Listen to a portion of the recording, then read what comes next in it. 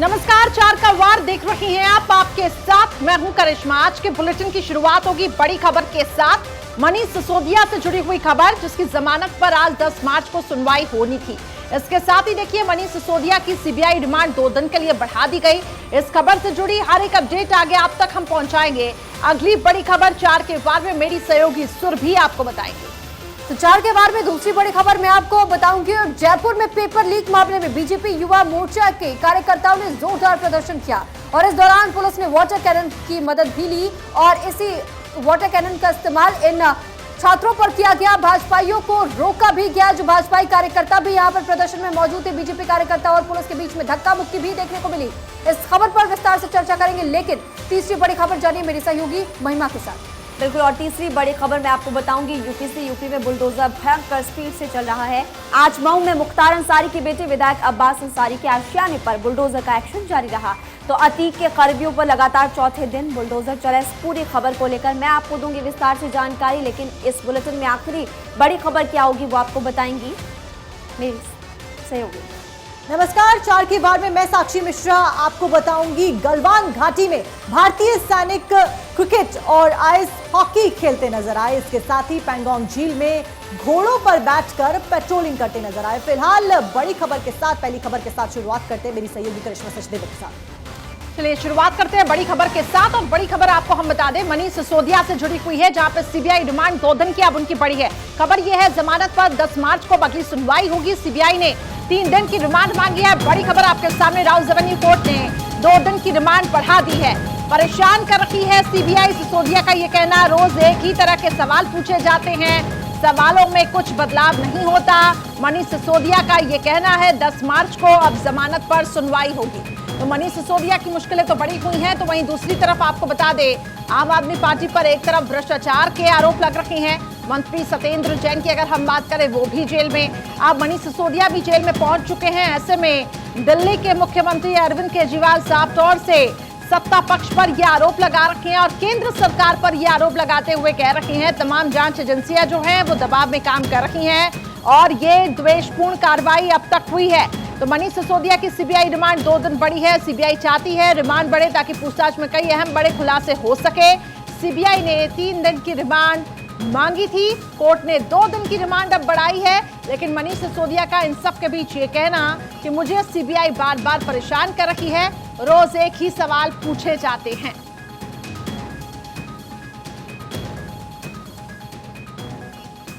करता है और दिल्ली के लोग हैं जो मनीष जी से बहुत प्यार करते हैं। कोर्ट ने जमानत की जो बहस है वो अब 10 मार्च को डाल दी है।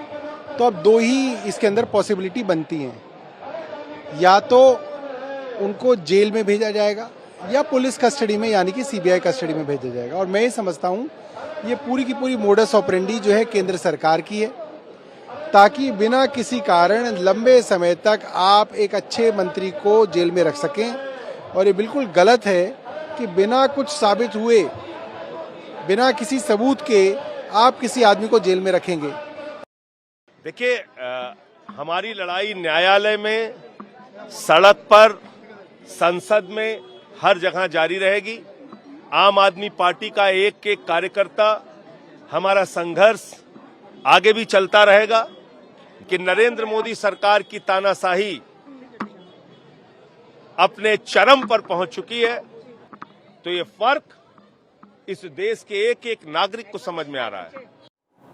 तो देखिए आप किस तरीके से आम आदमी पार्टी के जो कार्यकर्ता हैं वो जोरदार प्रदर्शन कर रहे हैं और हर तरफ आपको बता दें इस कार्रवाई का विरोध हो रहा है आम आदमी पार्टी की तरफ से। तो वहीं दूसरी तरफ लगातार बीजेपी इस वक्त आक्रामक मोड में दिखाई दे रही है।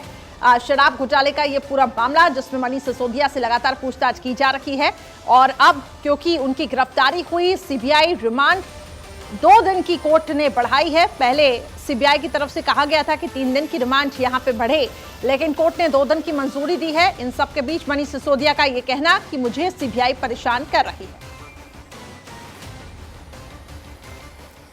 तो पेपर लीक मामले को लेकर के बीजेपी युवा मोर्चा के कार्यकर्ताओं ने जयपुर में गहलोत सरकार के खिलाफ विरोध प्रदर्शन किया और इस दौरान पुलिस ने कार्यकर्ताओं पर वाटर कैनन का इस्तेमाल भी किया। हालांकि पेपर लीक का मामला इससे पहले भी जयपुर में सामने आ चुका है, लेकिन इस बार जब पेपर लीक के मामले को लेकर के छात्र और साथ ही साथ कुछ राजनीतिक कार्यकर्ता भी यहाँ पर जब शामिल हुए थे और अपना विरोध जाहिर कर रहे थे, उस दौरान उन पर वाटर कैनन का इस्तेमाल पुलिस की तरफ से किया गया। पेपर लीक मामले को लेकर के बीजेपी युवा मोर्चा के कार्यकर्ताओं ने जयपुर में गहलोत सरकार के खिलाफ जोरदार विरोध प्रदर्शन किया। उसकी तस्वीरें भी हम आपको दिखा रहे हैं कि किस तरीके से विरोध प्रदर्शन यहाँ पर किया जा रहा था। गहलोत सरकार से कई सवाल भी पूछे जा रहे थे, लेकिन इसी बीच पुलिस की तरफ से वाटर कैनन का इस्तेमाल करते हुए इन कार्यकर्ताओं को यहाँ से दूर करने की कोशिश की गई। जयपुर में बीजेपी का प्रदर्शन एक और जहां जोर होता हुआ नजर आया और साथ ही साथ ये कार्यकर्ताओं की मांग थी कि आखिर जयपुर से ऐसी तस्वीरें या राजस्थान से ऐसी तस्वीरें क्यों आए दिन सामने आती रहती है, क्योंकि राजस्थान में कई बार पेपर लीक को लेकर सवाल उठाए जा चुके हैं। हालांकि कोर्ट की तरफ से भी कई बार सरकार से पूछा जा चुका है कि आखिर व्यवस्थाओं को आपकी तरफ से ठीक क्यों नहीं किया जाता है, लेकिन इस बीच प्रदर्शनकारियों पर पानी का छिड़काव भी किया गया।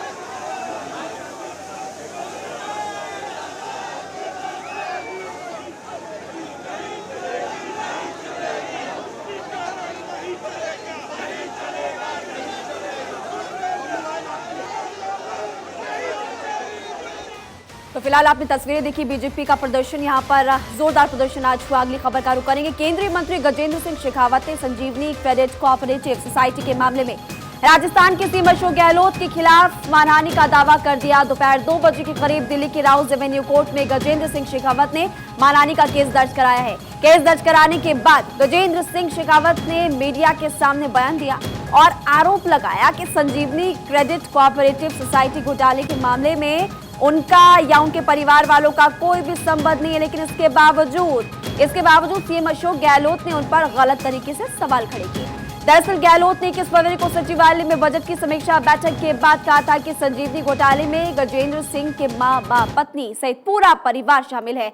इसको लेकर अब गजेंद्र सिंह शेखावत आरोप लगा रहे हैं कि उनकी छवि को खराब करने की साजिश रची जा रही है और इसी वजह से उन्होंने राजस्थान के सीएम अशोक गहलोत के खिलाफ मानहानि का केस दर्ज कराया। वहीं अशोक गहलोत का कहना है कि उन्होंने जो भी आरोप लगाया वो पूरी तरह से सही है, वो अब भी अपनी बात पर पूरी तरह से टिके हुए हैं, पूरी तरह से कायम है। तो देखिए क्या है पूरा मामला।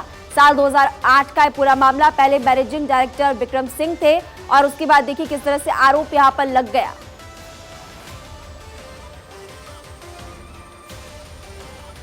अपने ही होम टर्फ पर हार से उपजी खींच के चलते निरंतर बेतुके बयान देकर के मुख्यमंत्री मेरे चरित्र पर कीचड़ उछाल करके मेरा राजनीतिक दृष्टिकोण से नुकसान करने की चेष्टा कर रहे हैं। पिछले लगभग 3 साल से उन्होंने अनेक अवसर पर विधानसभा के पटल पर बात करते हुए एक ऐसी कोऑपरेटिव सोसाइटी जिसके साथ में जिसका न मैं प्राथमिक सदस्य हूँ न मेरे परिवार का कोई सदस्य प्राथमिक सदस्य है, उसमें हुए घोटाले के साथ में मेरा नाम संबद्ध करके निरंतर वो बार बार मेरे चरित्र हनन का प्रयास करते हैं। ये केंद्रीय मंत्री बने हैं, इनको शर्म आनी चाहिए थी कि मैं मंत्री बनने के बाद में मेरी जिम्मेदारी बढ़ जाती है तो मैं आगे बढ़ करके सबको बुलाऊं, बातचीत करूं, मजबूरी बताऊं खुद की अगर कोई है तो, या संजीवनी के जो लोग जेलों में बैठे हुए हैं उनकी प्रॉपर्टी जो है उनके लिए सहयोग करते। ईडी ही सिर्फ जब्त कर सकती प्रॉपर्टी को, एसओजी नहीं कर सकती है। वो तो करे मानहानि का केस, अच्छा लगेगा, इसी बहाने केस आगे बढ़ेगा तो गरीबों का इश्यू नेशनल लेवल बनेगा। मैं चाहता हूँ प्रधानमंत्री जी तक बात जाए, अमित शाह जी तक बात जाए। चलिए आगे बढ़ते हैं, आपको खबर बताते हैं उत्तर प्रदेश से जुड़ी। उत्तर प्रदेश में बुलडोजर तगड़ी स्पीड से फिलहाल चलता आ रहा है और अतीक अहमद से लेकर मुख्तार अंसारी, उनके परिवार और उनके गुर्गों पर एक्शन हो रहा है। फिलहाल मऊ में 2 दिनों से मुख्तार के बेटों पर कार्रवाई हो रही है, तो प्रयागराज में आज चौथे दिन बुलडोजर गरजा। वहीं उमेश पाल हत्याकांड में 1 करोड़ की रंगदारी का एंगल भी सामने आया। देखिए ये रिपोर्ट।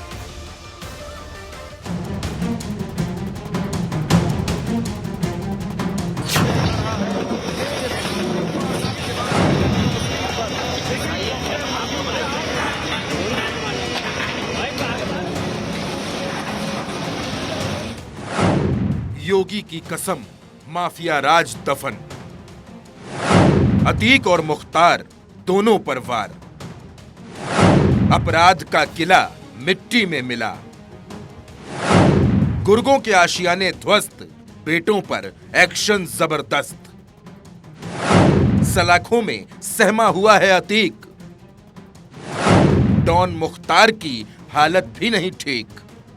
कि जिस अतीक अहमद के खिलाफ पीड़ित परिवारों ने मुकदमा दर्ज कराया उसके परिवार के खिलाफ, वो समाजवादी पार्टी के द्वारा पोषित माफिया है और उसकी कमर में तोड़ने का काम हमारी सरकार ने किया है। और फिर वो कहना होती है इसे हाउस में कह रहा हूं, इस माफिया को मिट्टी में मिला देंगे। सदन में योगी आदित्यनाथ का मिट्टी में मिला देने वाला बयान ये बताने के लिए काफी है कि उत्तर प्रदेश में माफिया, गुंडों, अपराधियों, बवालियों, मवालियों के खात्मे के दिन अब उंगलियों पर गिने जा सकते हैं। 2017 से ही धुआंधार स्पीड से चल रहा बाबा का बुलडोजर रुकने का नाम नहीं ले रहा। उमेश पाल हत्याकांड के बाद तो इसकी रफ्तार मानो बुलेट ट्रेन से भी तेज हो गई है। मऊ में जिस मुख्तार की तूती बोलती थी, जिसके इजाजत के बिना पत्ता नहीं हिलता था, सिस्टम जिसके इशारों पर नाचता था, वो डरा हुआ है। तो जिसकी आंखों की पुतलियों से पूर्वांचल की सियासत की हलचल होती थी, वो अतीक अहमद गुमसुम है। सलाखों में कैद मुख्तार हो या हवालात में सहमा हुआ अतीक अहमद, दोनों दहशत के साये में हैं। बाबा चुन चुन कर कार्रवाई कर रहे हैं। उमेश पाल हत्याकांड में जफर, सफदर और माशुकुद्दीन के आशियाने ध्वस्त हो चुके हैं और अब नंबर गुड्डू बमबाज, गुलाम मोहम्मद और नफीस का है। गुड्डू वो है जिसने बमबाजी की और नफीस वो है जिसकी क्रेटा कार में सवार होकर हमलावर आए थे।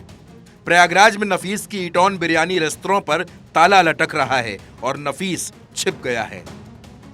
तो मऊ में मुख्तार अंसारी के विधायक बेटे अब्बास अंसारी और उमर अंसारी के 2 मंजिला मकान को ध्वस्त कर दिया गया। बताया जा रहा है कि मकान का नक्शा पास नहीं था। वहीं उमेश पाल हत्याकांड में भी चौंकाने वाले खुलासे हुए हैं। 1.5 बीघा जमीन को लेकर हुआ विवाद। उमेश पाल को दी गई जान से मारने की धमकी।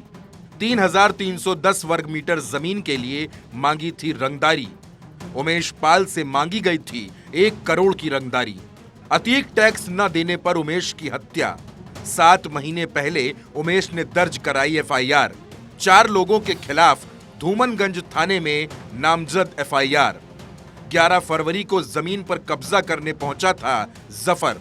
उमेश पाल को असलहा सटा कर दी धमकी। पहले भी 3 बार हुई उमेश की हत्या की कोशिश। 24 फरवरी को प्रयागराज में हुई उमेश पाल की हत्या। अतीक एंड फैमिली के साथ साथ हर करीबी पर शिकंजा कस रहा है, तो मऊ में मुख्तार के बेटों पर भी कार्रवाई जारी है। माफियाओं को मिटाने की अपनी सौगंध को पूरा कर रहे योगी यूपी को उपयोगी बना रहे हैं और माफियाओं को पाताल से खोज कर बाहर ला रहे हैं।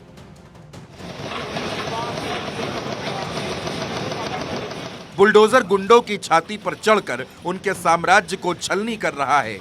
माफियाओं के आकाओं को भी सांप सूंघ गया है।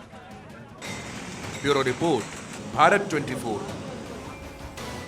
चलिए अब आगे बढ़ते हैं। भारतीय आर्मी LAC पर अलर्ट मोड पर है। बॉर्डर पर चौकसी बढ़ाकर सेना ने ड्रैगन को मैसेज दे दिया है कि कोई भी हिमाकत न करे वरना अंजाम भी बुरा होगा। इस रिपोर्ट में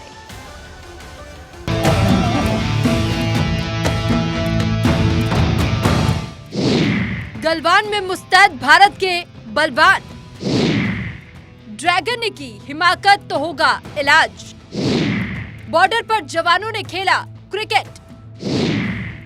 दुश्मन को सिखा देंगे सबक। भारतीय सेना ने गलवान घाटी और पेंगोंग में चौकसी बढ़ा दी है। एक तरफ दिल्ली में G20 देशों की बैठक हुई तो दूसरी ओर बॉर्डर पर जवानों ने गश्त तेज कर दी। इतना ही नहीं, आर्मी के जवान क्रिकेट खेलते और आइस हॉकी का आनंद लेते भी नजर आए। भारत चीन सीमा पर अचानक हलचल तेज हो गई। भारतीय सेना ने गलवान घाटी और पेंगोंग घाटी में अपनी सक्रियता तेज कर दी है। लद्दाख की गलवान घाटी में भारतीय सेना की टुकड़ी घोड़ों और खच्चरों पर सवार होकर के पेट्रोलिंग करती नजर आई। साथ ही पेंगोंग घाटी में भारतीय सेना हाफ मैराथन जैसी गतिविधियां करती नजर आई। सीमा पर हलचल तेज होने को लेकर आधिकारिक रूप से अभी कोई बयान सामने नहीं आया है, लेकिन दोनों देशों की सीमा से जो वीडियो सामने आया है उसमें भारतीय जवानों की चौकसी साफ तौर पर दिखाई दे रही है। दूसरे वीडियो में लद्दाख के गलवान घाटी में भारतीय सेना के जवान क्रिकेट खेलते नजर आ रहे हैं। भारतीय सेना ने बताया है कि त्रिशूल डिवीजन के पटियाला ब्रिगेड ने गलवान घाटी के पास अत्यधिक ऊंचाई वाले क्षेत्र में माइनस तापमान में पूरे उत्साह और जोश के साथ क्रिकेट का आयोजन किया।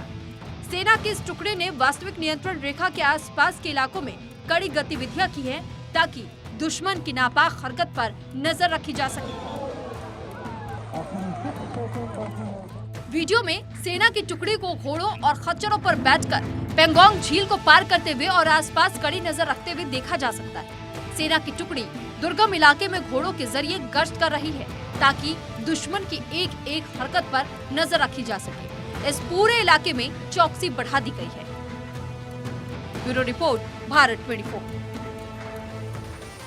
तो चलिए अब अगली खबर का रुख कर लेते हैं। जजों की नियुक्ति और अन्य मुद्दों पर सरकार और न्यायपालिका के बीच लगातार टकराव के बीच में एक संसदीय पैनल के सदस्यों ने गुरुवार को सुप्रीम कोर्ट और हाई कोर्ट में लंबी छुट्टियों को खत्म करने की अपील की है।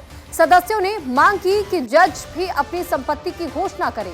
भाजपा के राज्यसभा सांसद सुशील कुमार मोदी की अध्यक्षता में कार्मिक लोक शिकायत कानून और न्याय पर स्थायी समिति में कई सांसदों का मानना था कि सुप्रीम कोर्ट और हाई कोर्ट में लंबी गर्मी और सर्दियों की छुट्टियां बड़ी संख्या में लंबित मामलों के निपटारे में समस्या बनती है। न्याय विभाग के सचिव SK जी रहाटे के विचारों को न्यायिक प्रतिक्रियाओं और प्रक्रियाओं और उनके सुधारों टॉपिक पर सुनने के लिए गुरुवार को बुलाई गई स्थायी समिति की बैठक के दौरान